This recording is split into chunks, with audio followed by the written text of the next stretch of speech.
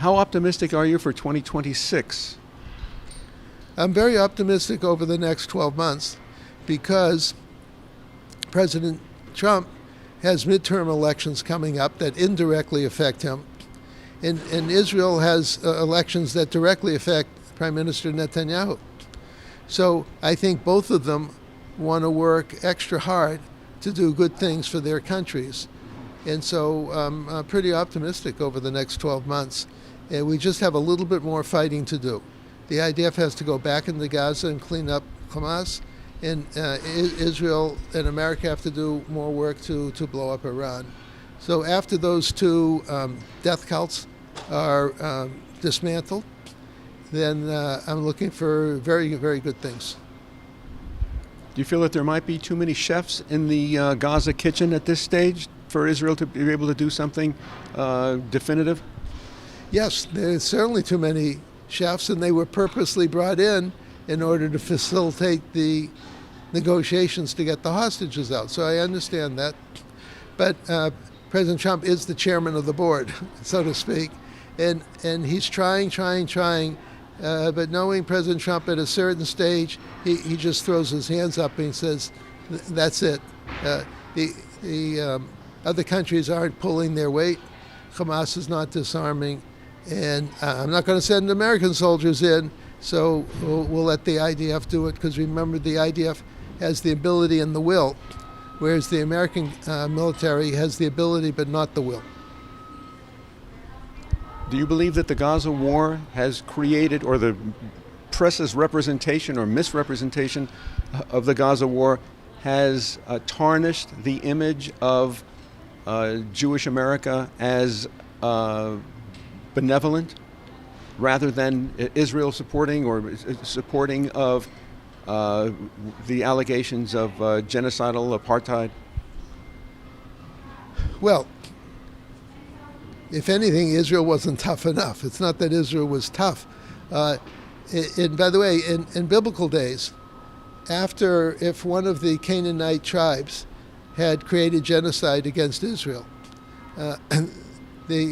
Moses would have sent his soldiers to kill every single person in the town or city that did it.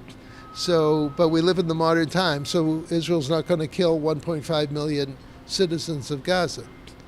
It killed maybe 50,000, half of which were terrorists, in a ratio of 1-to-1 between terrorists and civilians, which is unheard of. It's like the best ratio in the history of warfare. Yeah. So Israel, the bad guys have no claims against Israel.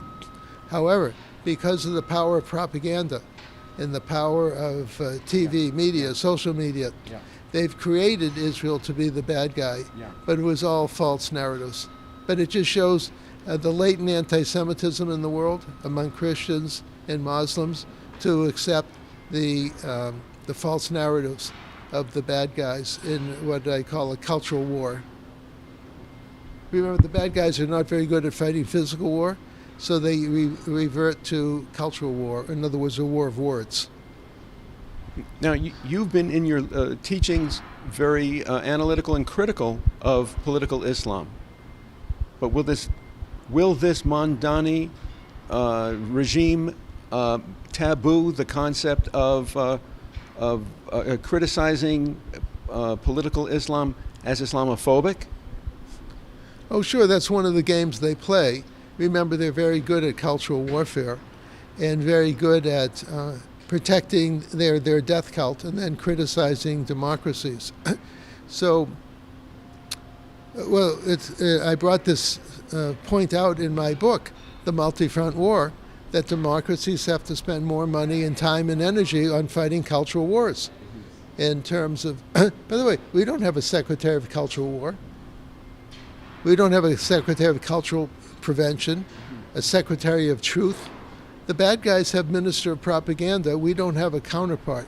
So we have a long way to go to do a better job fighting a cultural war. Where can people follow you and get praised along as events emerge? Sure. People can follow me on my website, savethewest.com. They can sign up and get my articles that I publish every 2 weeks.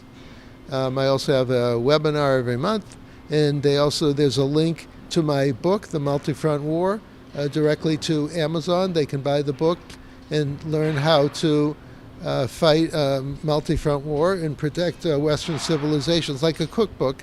And I explain the problems and I explain the solutions. And it's very easy to get to my website and do that. The website's called?